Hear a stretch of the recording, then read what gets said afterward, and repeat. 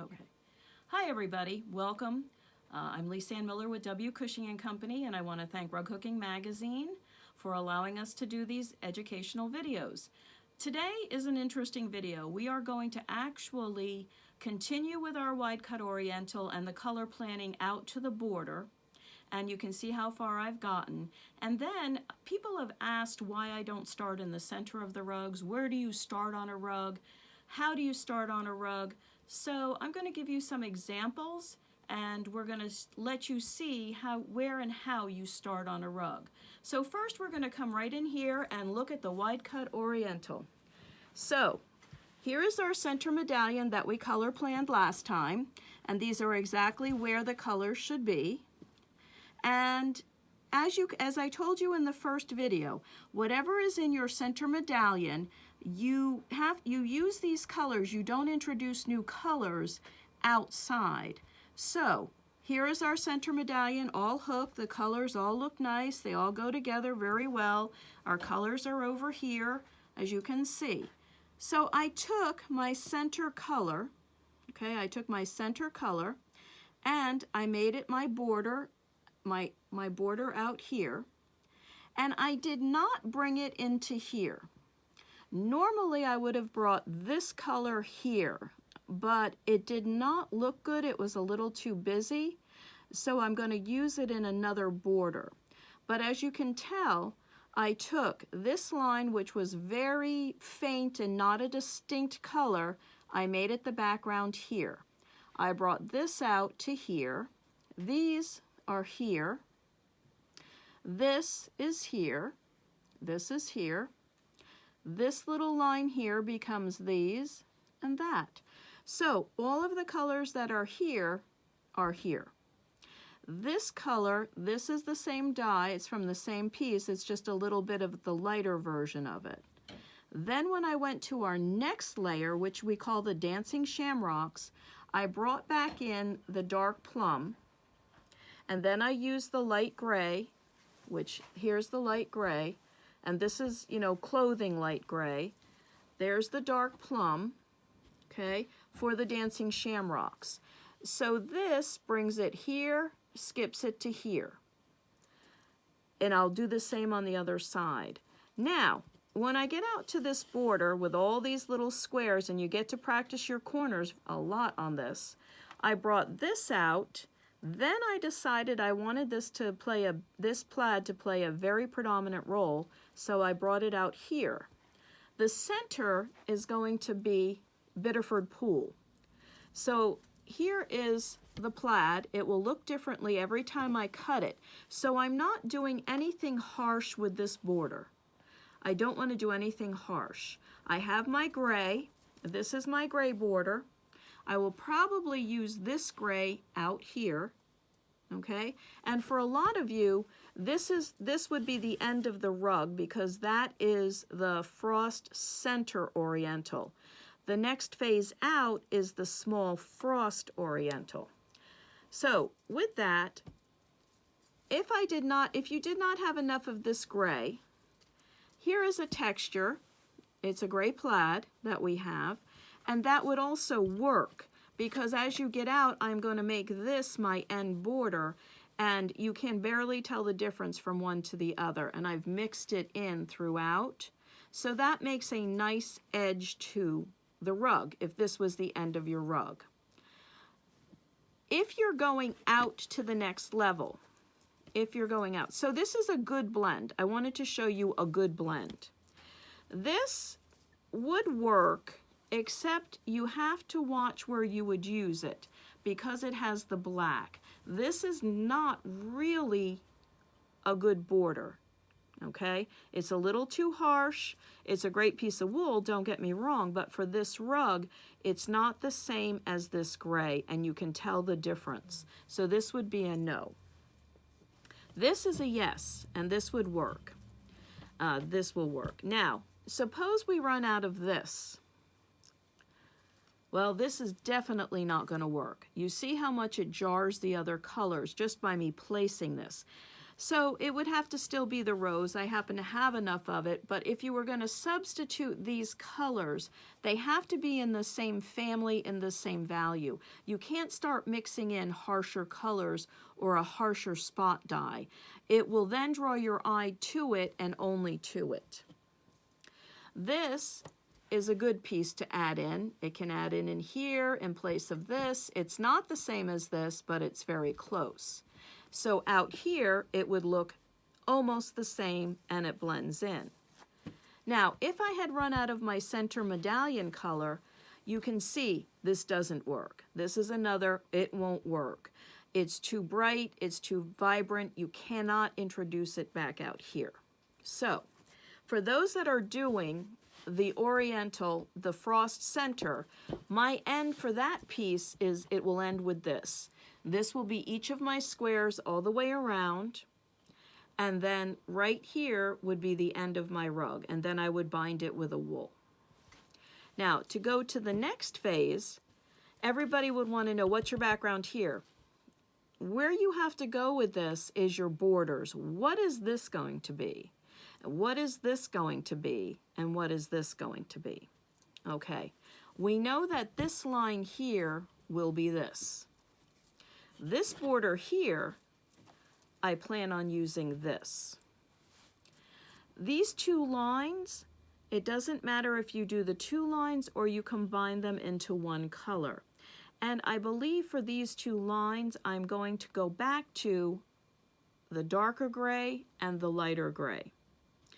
My outside border, my ending border, I'm going to wait and make a decision, but I do have a funny feeling it's going to be my plum because I have a lot of that. So this plum would most likely be my ending border. Okay? So the backgrounds here, they have to be kind of soft. They can't be harsh. So I would probably go and I would use, let me get what I would use, because it's right up here. Come on. It doesn't want to come on. I would probably use my Biddeford Pool. So back here would be the Biddeford Pool. Here would be this border, and this would run through it. Okay? For my motifs, I would pick my raspberries, the raspberry color, the lighter, paler colors in here, and then the darker gray, possibly as an accent color. So again, I'm taking everything from here and moving it here. Now, I could use this color here as a border line. I don't think it would look as well as what we've chosen, but it would really work well in our motifs. So that would take us to that border. Then we have this border. And the background, if this is the background here, it can also be the background there if you so chose. It's what color do you want to highlight? You could use the mauve if you wanted to, or you could continue the Biddeford Pool. And then, since this is your outside line, you could use your plum in here. And it just depends, but again, we're not switching anything. So this could be repeated out here, this color wave. This would be the end, this would be the border, then you would come in with your Biddeford Pool. So it's up to you on which colors you want to highlight. So as I continue this along out, for those of you that purchased the small frost Oriental, as you purchased it, as you go out, you're just bringing the colors out. And as I bring the colors out, I will post these on the Rug Hooking Magazine page, as well as my personal Facebook page. So you can actually see the colors as they progress for those of you doing the bigger rug. But as you can see, if you do run out, you can substitute. This you can't substitute for, but it really does add a depth. I know a lot of you were very curious about this when I picked it. It blends in beautifully. We will, although I didn't bring it into here or here, it becomes the border here. So I have brought it right back out.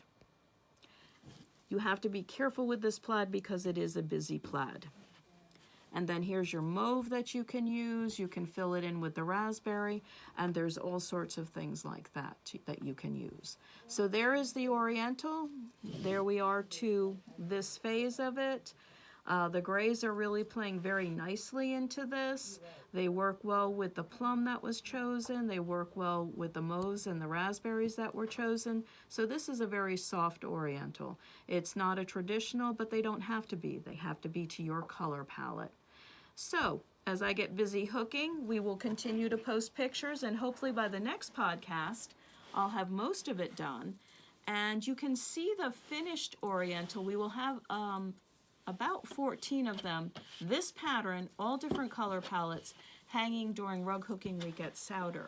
And also in the fall, there will be an article in Rug Hooking Magazine about all the Orientals as well. So now we're going to move on, and before we move on to where to start, I wanted to talk about Happy Christmas because I got a lot of questions about that, and I really wanted people to answer people's questions that came in. This is a Happy Christmas, and I'll tell you where I started in a minute, but people have asked about the tree. So we're going to talk about the tree for a minute. The tree is a texture. It is not a dyed wool. It is geo green. This is the wool that I used. I let the wool do the work by using the different stripes. And most people would have shied away from the blacker stripes. I decided that I wanted to use them to set it up like branches. So I hooked the black sections in where I wanted the branches more defined. Then I simply filled in with the lighter two colors, and it does look like I used a lot of different greens, but this is the only wool that is in this piece. Now, a lot of places I have filled in, some places I have not. I've left what I call negative space so that the tree has dimension. So in other words, here is some of the tree. I'm not going to fill it in with another green.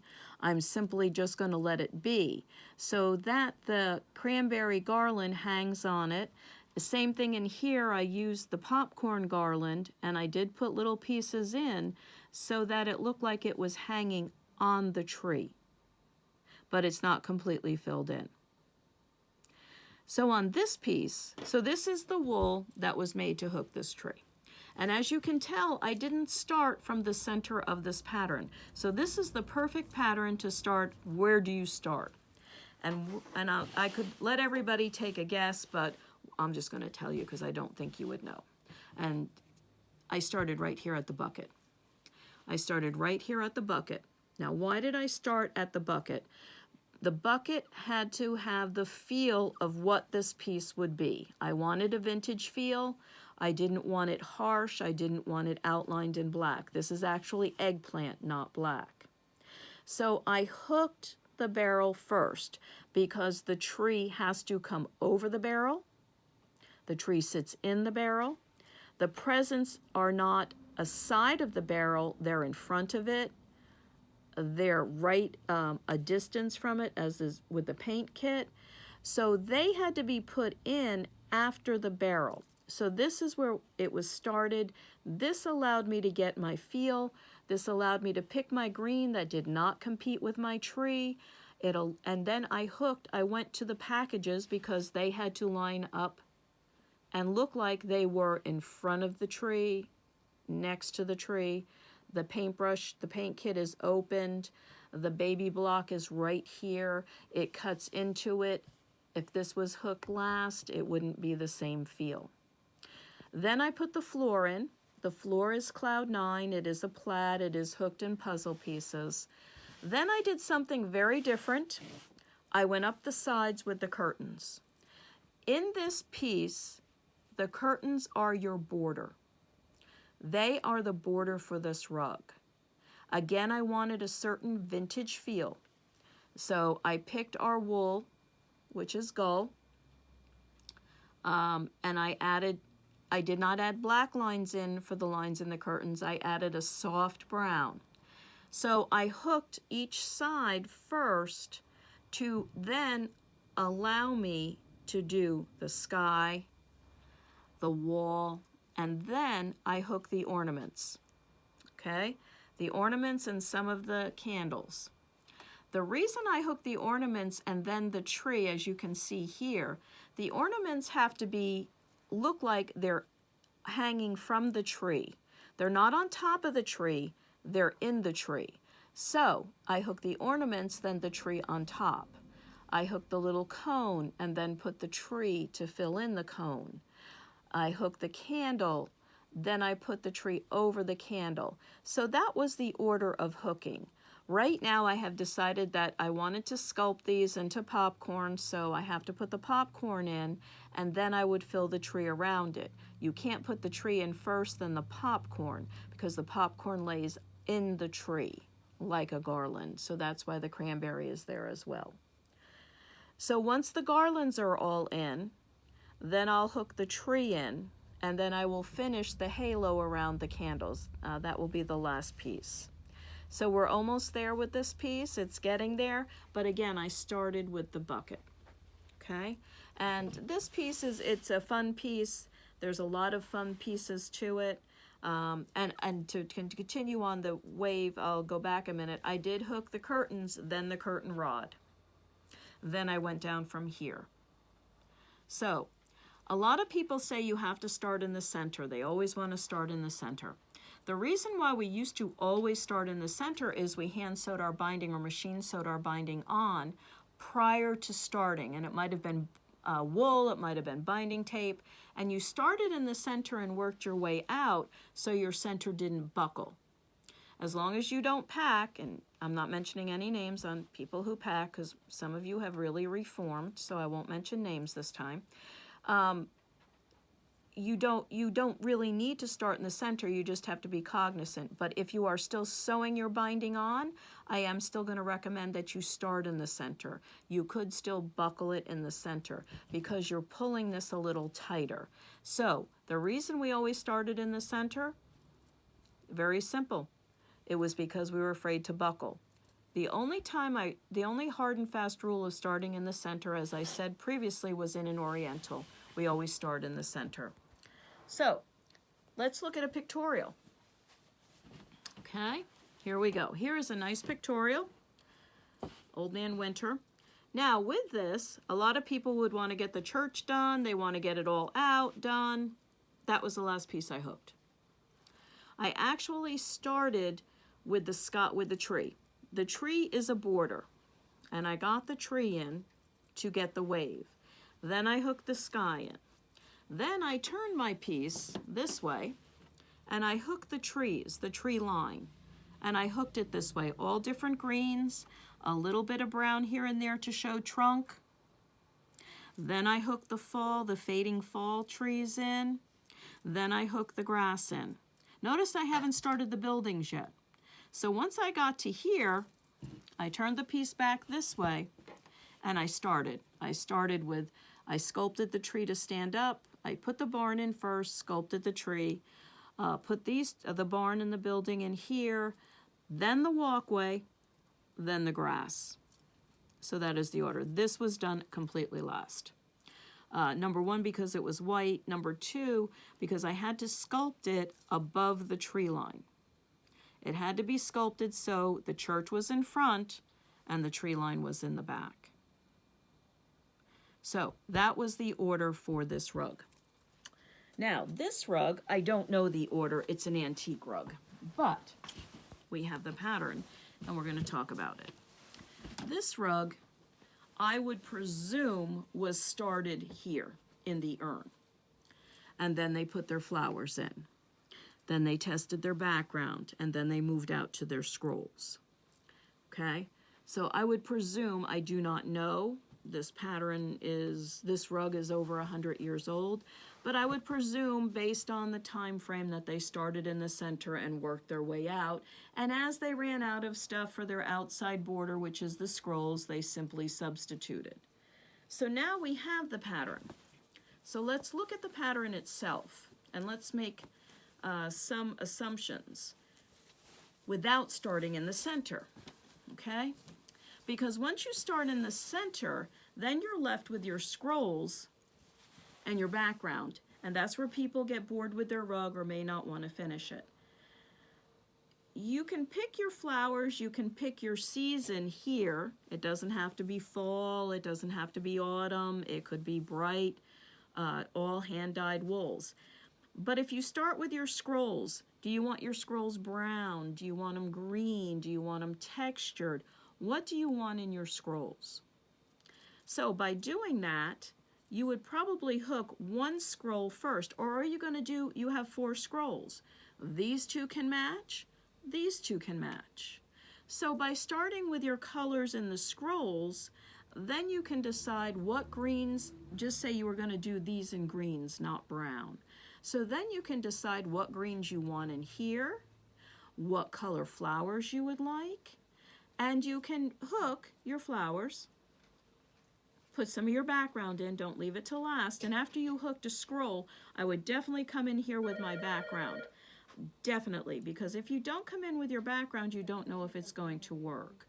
And then you wouldn't butt your background right up to this, but then you would start up into here with your colors. And then you may want to take maybe a color out of a flower and put it into a scroll or something similar to that. But that is where we would start on a rug like this. Now, on a very confusing rug, this is the tangled cat. Here is the cat. This is a very, very confusing rug for some people. Some people don't even see the cat. So in this case, if we started in the center, this is the center of the rug. We don't want to start here. You would pick your color for the cat. Do you want your background black, gray? Do you have a beautiful ginger cat you want? That's up to you. You would pick your color. But you first better put this in, and then your eye, okay, and then your nose and cheeks. So now your cat's in there. Then you test your color. Then you can play with all little scraps out into here, and as you do your background, do your pieces as well. But you better be sure that your cat is sitting there first so that he has his or her personality before you move the colors out. And if it's a him, you may want to move out with blue toys and red. If it's a her, you may want pink or green or something else like that. So in this case, you would start right here and move yourself out. And as much, there's a lot going on here, so you really want to get this down first and then move out. Okay, so now we're going to move over to a rug. When I posted the picture one time, everybody had a heart attack because the center still was not hooked. Okay, and we're going to have a little problem here with the, there we go. All right, here we go. This is the Chilcot Double Cornucopia. This was done in a very different way. We used, the motifs are all done in dyed wool. The background is all done in textures. So I actually left this piece till the very end. Everything was hooked till here. And the reason is, I didn't know if I was going to hook it in. It was part of the original pattern.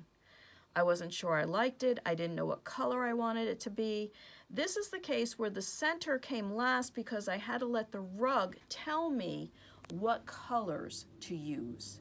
So I had hooked the cornucopias first, and I'll be honest why I hooked them first, not because they're in the center, but because if I didn't like them, I probably wouldn't have finished or continued with the rug. So I hooked these in.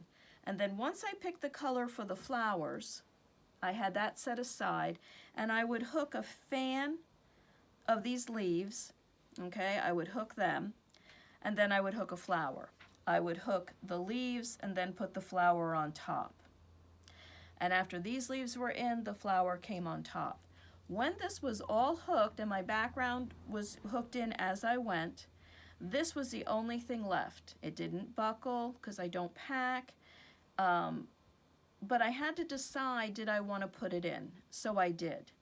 I used 2 pieces from the cornucopia. I used this as my center. I used this from the cornucopia to outline it, but not a hard outline. And then I took pieces of the flowers. I took pieces of the flowers and I just hooked them as the petals so that it wasn't a different color, that it went with the rug. But I had to do it last. I could have just left this all brown. I could have hooked the motif in with the browns that I used, but I decided that I would just represent all the flowers and use that. So this was actually the last piece of the rug that I hooked. Now, when you have an overall print, and this is a tone-on-tone, this is Sakina. We talked about Sakina before some places, but with Sakina, Sakina is a repeat print. I consider this like wallpaper. It is like a wallpaper print, okay? So with that, I started at one end and worked my way to the other. I made a decision when I first hooked the rug, and we all make these decisions. I decided no two leaves would be the same. They may look the same, but they would be different wools. So I didn't start down this center panel and work my way this way. I started here and worked my way this way. Now, I used different silk. I used some silk dyed wool. Of course, it's not the same. It's not all over. But once you make the decision that all the leaves aren't going to be the same, but all the stems are going to be tea berry, all the stems are the same, and that your accent is going to be the chocolate color, the chocolat, then you're okay. So then you can go on and you can hook. This crown doesn't exactly match that crown. This leaf definitely does not match this leaf. This silk doesn't appear down here because I didn't have it then. I had a different silk. But until I point these out, you don't notice it. So when you have an overall print, starting at one end to the other is fine. You can start from the corner and go this way if you like, but it doesn't matter. But I started this way and moved my way across. The reason, and the good reason for doing that with an overall print, you test your colors. And if your colors don't work down here, they're not going to work in the center of your rug.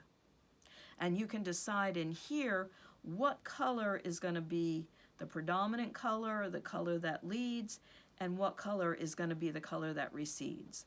So in this case, what follows your eye around is the tea berry. Okay? Here we have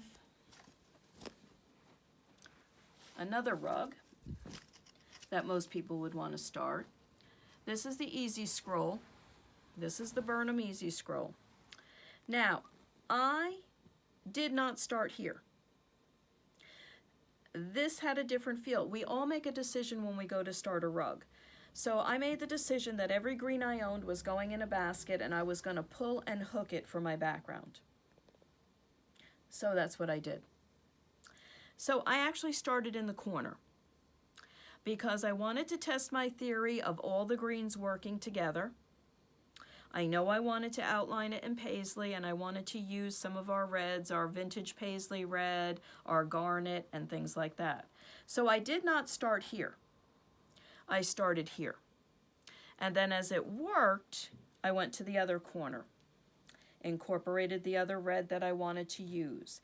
Notice this is darker, this gets a little lighter into here. Mainly, and this is not the same paisley as this paisley. Okay, so I was testing everything here and here.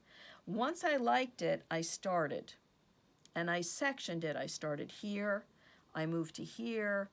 So now I have half the rug done. So then I went back to my corners again, hook that, hook the background, then finish the center motif. When I started to pick my border colors, I started to pick, now if you notice there's no gold, and I started to pick my border colors, that's when I finished the piece in the center. I decided to take one of my border colors and use it in the center. So actually these were one of the last things hooked. But when you're testing something like all your greens or paisley or different reds and how they're going to work, sometimes it is easier to start in a corner, you test it, works great, then you can move around to it. So as you can see, the paisleys are different. The reds are slightly different, and I didn't take a mishmash of greens. I used one of my border greens here. So that is for the easy scroll. And this is a very simple pattern, but if you start in the center and it doesn't work, or you don't know how many reds you're going to use, it could not have the same feel. It might have a different feel. By testing them in the corners, then you knew what your center was going to look like. So the last one for today is Miss Mistletoe, a person. Okay. Now, for those that have watched the Santa Claus video and everything that I've done with the Santa Claus and his face, you know her face was done last. Her face was done absolutely last. In this case, we're going for I went for a feel. I sat down, I wanted it to be a deco-ish woman. So I started with my border. And I was incorporating velvet, vintage velvet, into this piece. I wanted to make sure my vintage velvet was going to work. So the second piece that I hooked was the Christmas greetings, to make sure the velvet was okay. This is the crazy khaki texture, to make sure that my greens were the correct greens. Okay, so then after that, wherever I needed the black velvet, I put my black velvet in. Okay, I put all my black velvet in. Then I put my green in. I went from my black velvet to my green. Then I put my gray background in. She was still here. I had not touched the hat. I had not touched anything there. So I put this grayish cream, my gray background, my very deco background, to make sure the black was correct. Then I put that in. Then I went down to her muff and hooked that. This black was already in, the green was already in. Of course, this is a fur yarn. I hooked that after the muff because it had to come over the muff. Order of hooking, okay? Now I'm left with this skinny piece in here. And some people like to get the hard piece over with. I don't. I want to make sure that what I pick to go down in here is going to work. So I started with my hat. Then I went to my bow, and I needed dimension in the bow. This is also vintage velvet, but the dimension came in by using the underside of the velvet, which is also this. To create the shadow, I had to use the velvet. This had to be hooked in order for me to know that this was the shadow. So the hat was then hooked, the bow, because the bow lays over the collar. So that's the order of the hooking. Then I was left with just this. I started with her face, which is a wide cut face. I knew what had to be shaded, but I put her lips in. I outlined them with a little skinny piece of black velvet, put in the color for the lips, did her nose, and I started in a direction which is unnatural, but I started from the chin and went up, as you can see in the direction of hooking. Then I put her nose in, then her cheek, and then of course the shadow over her eyes. Her eyes were the last thing I hooked on this piece. Her eyes do not have any white or any glint. I used the negative space, as you can see right there. It is not filled in. It is not hooked. You really didn't realize that till I told you. So I had to create depth over because her hat is there. So we outlined again with the velvet. It's just a real thin little piece of velvet. This is a little small eggplant piece of wool, and then of course the emerald green eyes. So the eyes were actually the last thing to be put in. If I had put them in first, I might not have picked that intensity of green, but that's what gives you her look, her demeanor, the length of her nose. In the glint, she didn't, I'll be honest, she looked a little angry with the glint in her eye, and you really wouldn't see the glint in her eye with the hat over it, so we skipped it. Sometimes less is more, the same thing with the negative space. But when as I said, I'll go through this again, the face was last, just like I do on my Santas. I started with my lightest value, I hooked it up, you can see the direction of the hooking. I mixed the next value in, over here on this side, my darker value for the cheek. Notice the cheek is not predominant. And then what was shadowed by her hat. And then the last thing I hooked on this was the eye. So that was the final piece. 9 times out of 10, when I start with a rug that has a face on it, the face will be left to the end. Number 1, I don't over-exaggerate the features, and number 2, I can pick the right tone for the face. It had to match the background, it had to go with the velvet, and it also had to go with this hat. The hat is a funny color. It's not a brown, it's a honey brown, so everything that needed to be put in was in place for me to pick the proper colors for her. So that's how we did that. And this is the same exact method that I use when we hook the Santa faces. So really the rug is what dictates where you start. Take a look at your rug, take a look at what you want to accomplish while hooking the rug, and then pick your colors and then go from there. So thank you very much. We'll see you again in April, and have a great month and happy hooking. Bye for now.